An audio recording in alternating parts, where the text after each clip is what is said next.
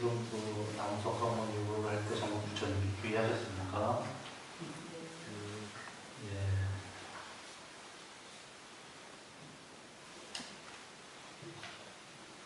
부처님께 진심으로 우리가 귀해야 됩니다.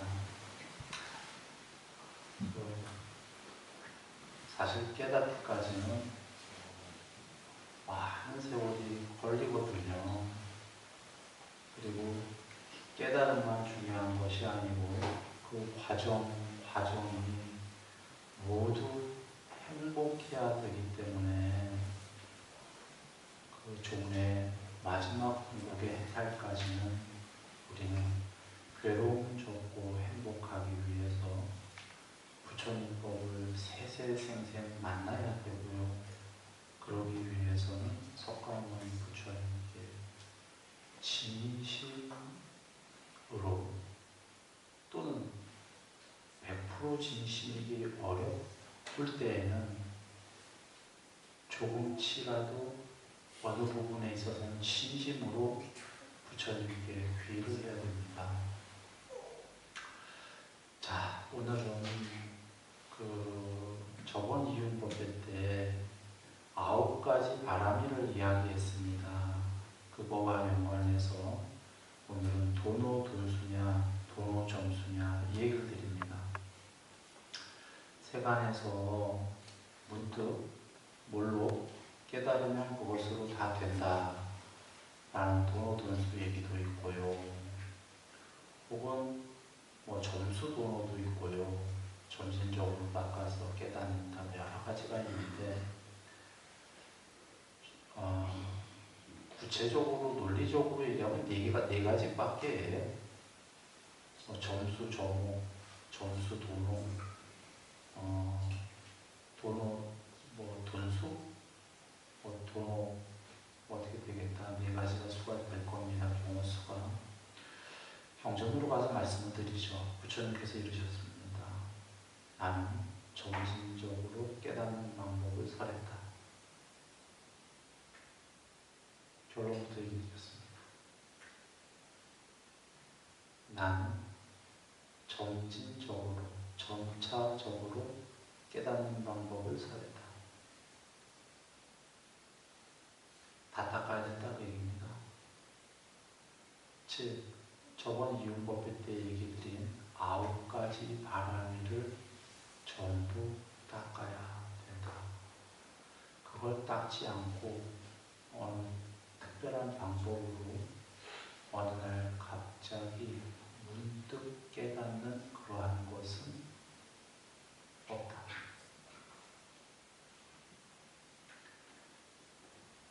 그 9가지 바람을 한번 되새겨볼까요? 믿음 바람, 참회 바람, 보시바람을, 믿음 바람이라면 보시바람을, 참회 바람을, 계획 바람을, 기념 바람을, 정진 바람을, 산디 바람을, 사마디 바람을, 반야 바람을. 이 9개를 모두 닦아야 된다고 하신 겁니다. 한번 여겨보시면 이렇게 여겨보시죠. 믿음이 여기 있는 사람이 있고 믿음이 없는 자가 있습니다. 누구의 마음이 훌륭할까요? 믿음이 있는 사람이 믿음이 없는 자보다 마음이 훌륭하겠죠. 여기 보시, 몸과 말과 마음으로 사람들을 주위를 돕는 사람의 마음과 보시바라밀의 마음과 보시하지 않는 자의 마음, 이기적인 마음, 누가 훌륭한지 우리 알죠.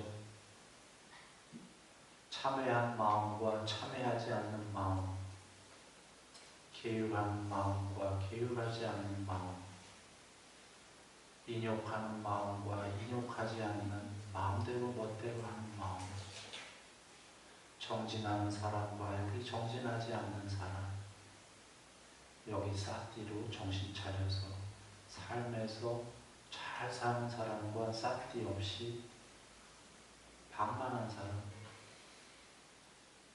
삼매에 든 마음, 삼매에 들지 않은 마음, 반야가 있는 마음,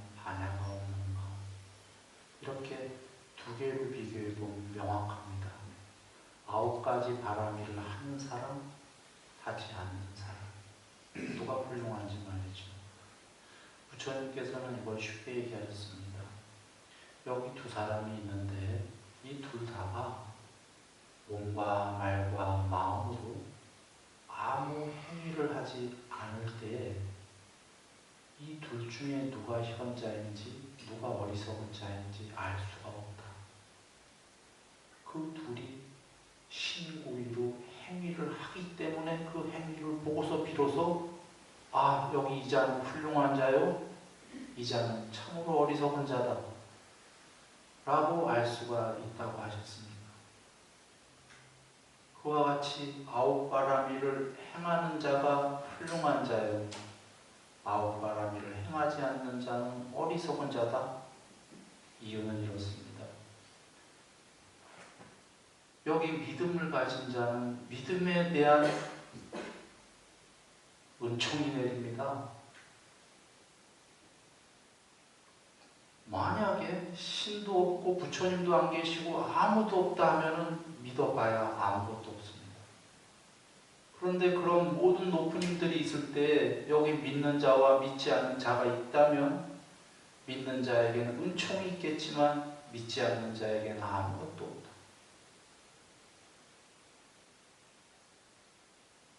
여기 보시바라밀은 부처님이 이르셨죠. 보시하는 자만 보시를 받는다. 부처님 말씀을 떠나보지요. 우리가 생각해보죠. 남을 돕는 자만 남으로부터 도움을 받지, 우리가 이기적으로 남을 하나도 안 돕는데 그 사람이 남으로부터 도움을 받나요? 못 받죠. 현실적으로도 보시하는 자만이 보시를 받는다. 그리고 사람에게만 받는 게 아니라 보시하는 자는 높은 하늘세계로부터도 보시를 받는다.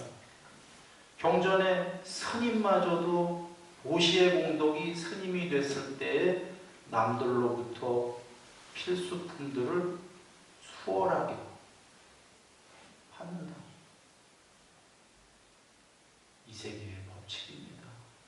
이기적인 자는 아무것도 받을 수가 없다. 그리고 참회한 사람은 남으로부터 참회를 받습니다. 내가 남한테 잘못한 거를 참회를 하면요, 다른 사람들도 나에게 잘못한 걸 어느 날 참회하면서 와서 얘기합니다. 내가 참회를 안 하지 않습니까? 남들 나에게 잘못한 거 참회 안 합니다. 참회한 자만 참회를 받을 수가 있다. 계율한 자만 계율을 받을 수가 있습니다. 내가 속된 말로 막 갑니다. 계율 안 하고. 막 가면 남들도 나한테 막 갑니다. 내가 계율적이면 비록 상대방이 비계율적인 사람이더라도 저 사람에게만은 계율적으로 어느 정도 해야 되겠다. 막 하면 안 되겠다. 계율적인 사람이 상대로부터 계율적으로 받는다. 인욕적인 사람이 인욕을 받습니다. 내가 인욕 안 하고 막 나가는 사람이면 누가 나에게 인욕을 합니까? 막 나갑니다. 그러나 상대가 비록 막 나가는 사람일지라도 내가 인욕을 하면 막 나가는 사람도 부분적으로 인욕을 한다. 그런가요? 내가 정진을 하게 되면 내 주위 사람들도 비정진하다가 부분적으로 정진을 하게 됩니다. 가까운 사람들. 내가 삿띠를 확립할 때에 상대방들도 삿띠를 확립해서 나에게 대하게 됩니다. 내가 사마디에 들어서 치고의 상태에 들게 되면 상대들도 부분적으로 영향을 받습니다. 그 사마디의 파장이 에너지는 아닙니다. 그것은 에너지를 너무 초월한 무엇인데 그것이 상대가 사마디에 안 들었어도 뭔가 있다라고 느껴집니다. 그 행복이. 내가 반야가 드러나기 시작하면 그것은 세상에 반야가 드러나게끔 도움을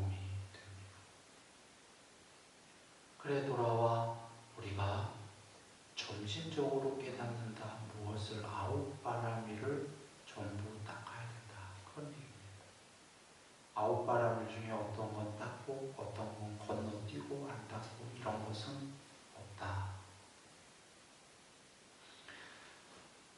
이것의 예를 한번 보겠습니다. 우리가 그 위대하신 가섭존자님 그리고 그 위대하신 사리자존자님과 목련존자님 참 위대한 세 분이시죠.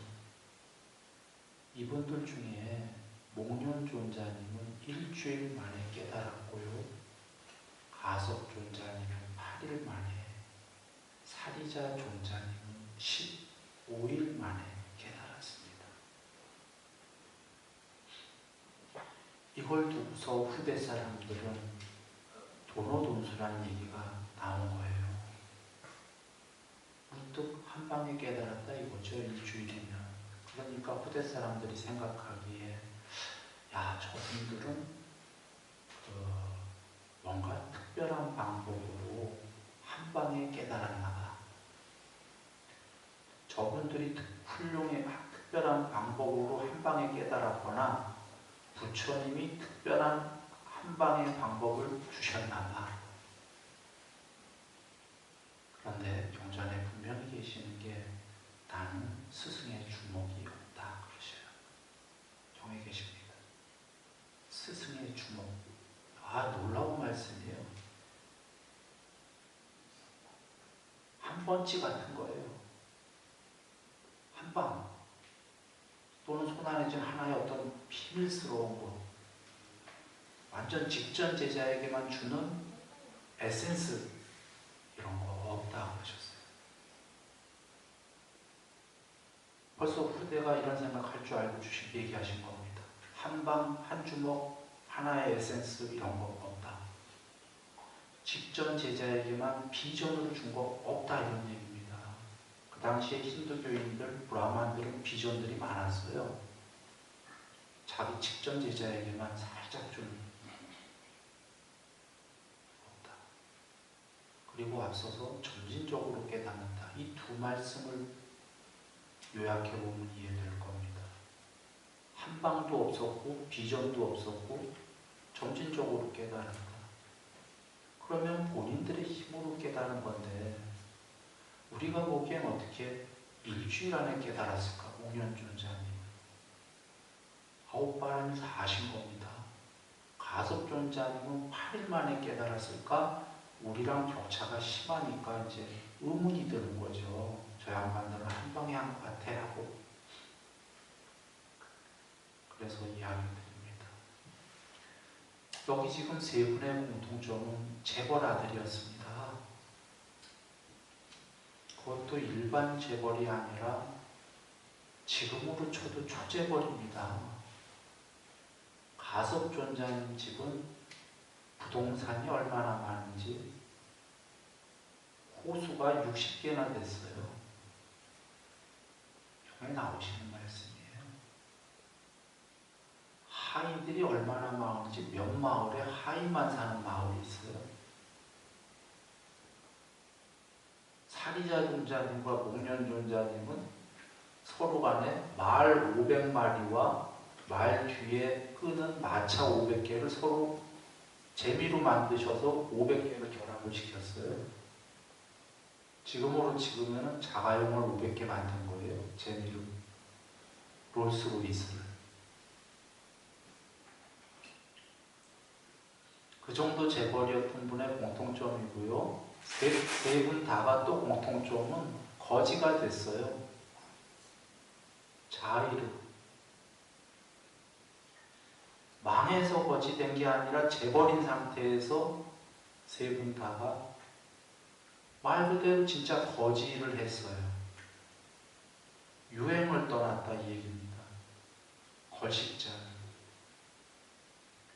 그래서 사리자님과 목련존자님은 친구였는데 그 당시에 산자 벨라라고 하는 6명의 외도 교주들, 사이비 교주, 유명한 사이비 교주가 있었는데 그 중에 한 명인 산자야 벨라의 제자가 됐어요. 거지가 돼서. 그리고 가섭존자님은 거지로 떠나는데 운 좋게 부처님을 뵙습니다. 근데 운 좋은 게 아니라 예정이 돼 있었던 건데 이제 가섭존자님 말씀을 잠깐 드려봅니다. 가섭존자님은 재벌 아들이면서도 출가의 생각을 이미 갖고 있었어요.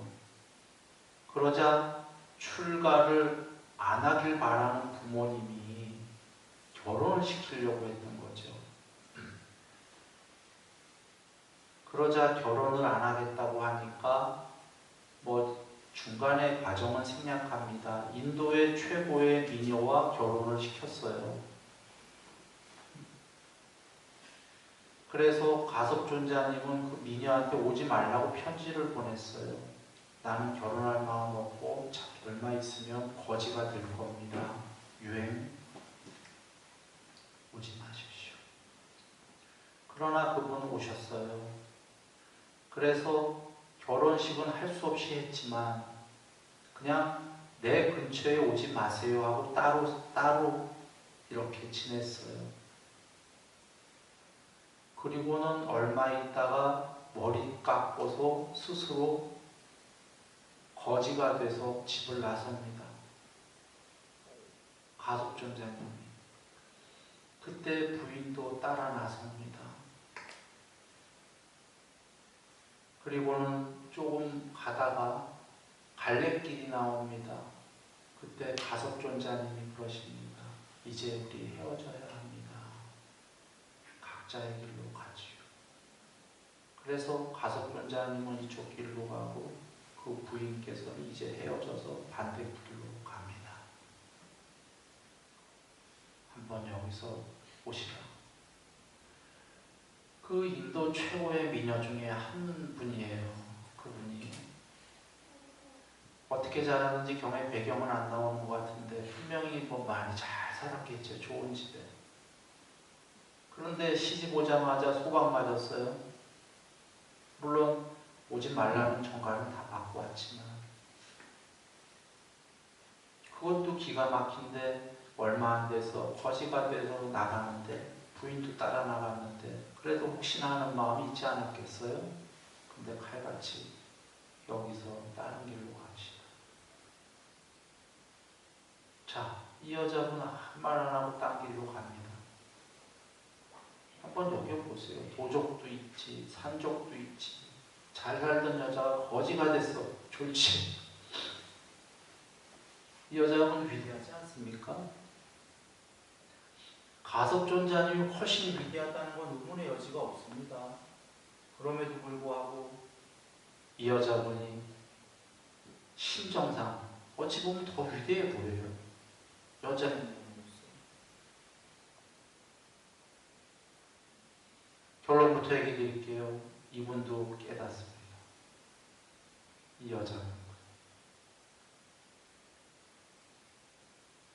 여자 승가가 생기자마자 마음바짝바띠 바로 부처님의 그 유모님이시자 그 어머님이신 그분 근처에 계시다가 그분이 1호 비쿠니가 되시자 거기에 출가하셔갖고 깨달으셨습니다. 부부가 다 깨달으신 아주 특별한 경우입니다. 돌아와서 가섭존자님이 부인이랑 헤어지고 가다가 길에서 머지않아 부처님을 뵙습니다. 그러자 가섭존자님은 딱 뵙고 합니다. 저분이 내 스승이다. 부처님이야 말해 뭐 하시겠습니까? 신통이 계신데 보자마자 아시죠? 누군지. 그래, 부처님이 그러십니다. 그대같이 마음을 완전히 부족한 자를, 완전히 마음을 부족한 자를 속이는 스승은 바로 지옥이다. 아니, 이런 말이 어디 있습니까? 여러분 경전 보시면 모든 경은 대부분 질문과 대답이에요. 부처님을 뵈면 아직 신뢰를 못하기 때문에 질문을 던지고 부처님이 답을 쫙 하시면 그제서야 그 답에 감탄한 그 사람들이 넘어진 자를 일으켜 세워주시듯이 그 덮여있는 것을 걷어내 보여주시듯이 길 잃은 자에게 방향을 보라고 어둠 속에서 등불을 밝혀주시듯이 이러하게 자세하게 설해주신 석가모니 부처님께 목숨이 다하는 그날까지 귀의합니다. 그제서야 그러는 건데 질문이 없었어요. 가섭존자님은 부처님 질문 없으면 답 안 하십니다. 질문이 있을 때에만 답을 하셔요. 궁금한 게 있을 때에만. 부처님이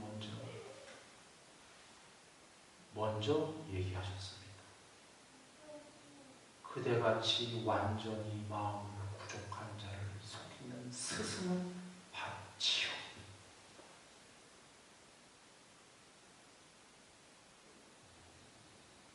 이게 무슨 말씀입니까?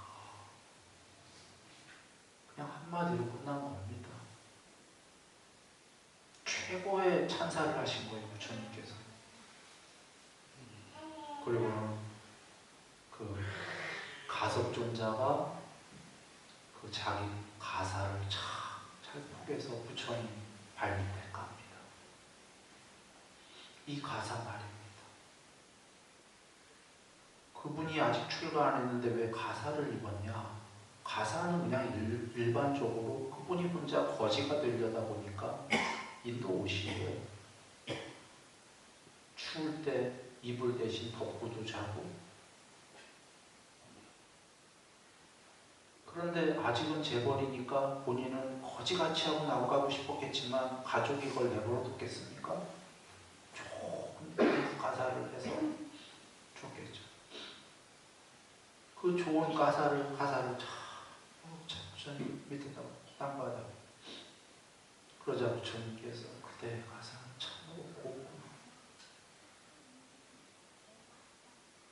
그래서 곱구나 하면서 부처님께 그러면 이제 가섭존자님이 드리니까 부처님께서 그냥 받습니까? 본인의 가사를 벗어주십니다. 거친 거. 그래서 가사 교환이 이루어집니다.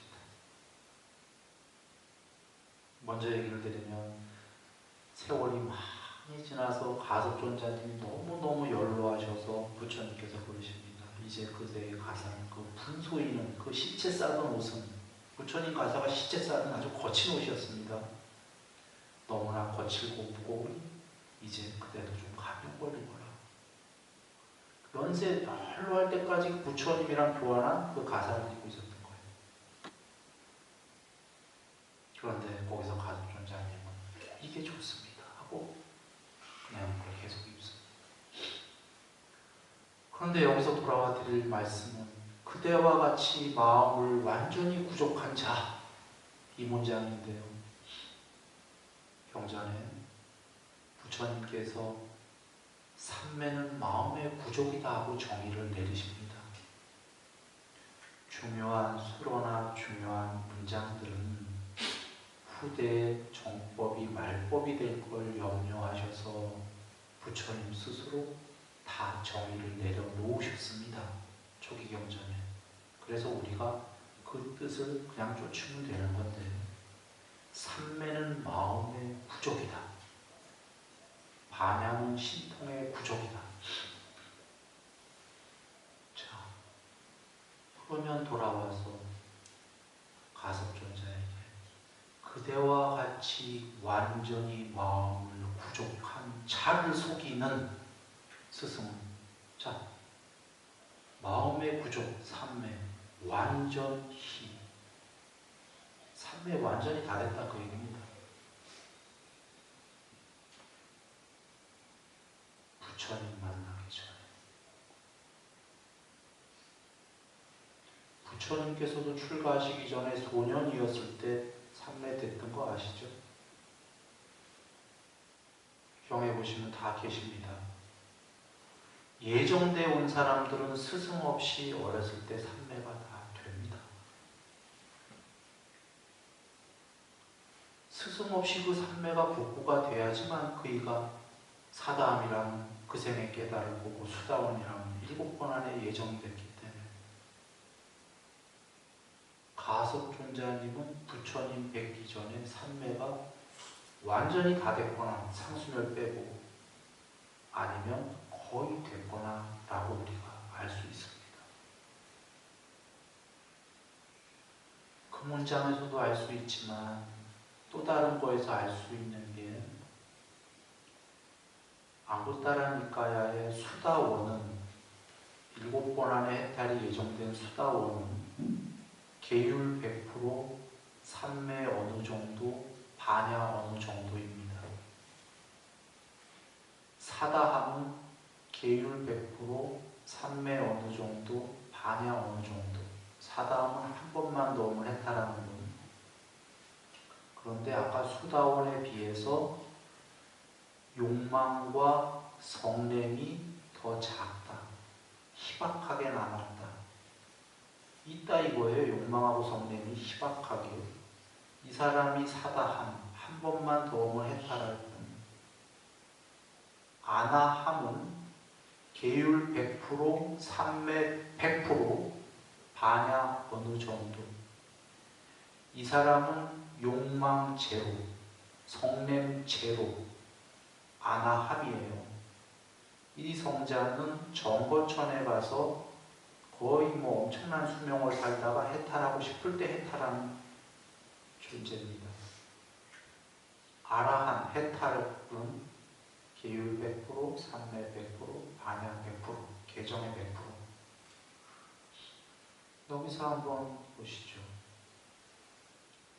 가섭존자님 계율이 몇 프로일까요? 우린 모르지만 지금 부인 제일 미인인데 같은 방에 있는데 줄 거놓고 못 오게 있어요.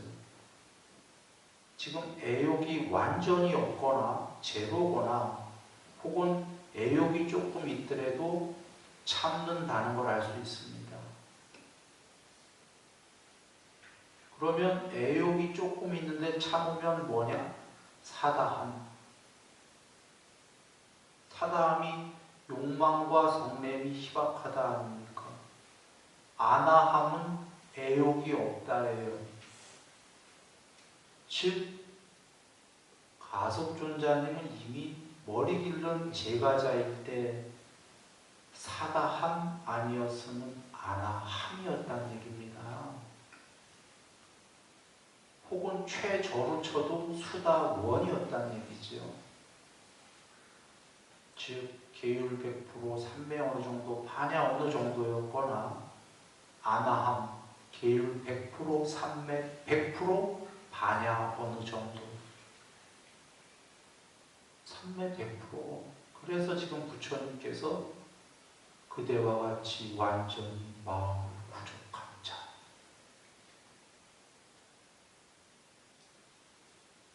이미 출가하기 전에 사다함 이상의 성자였어요.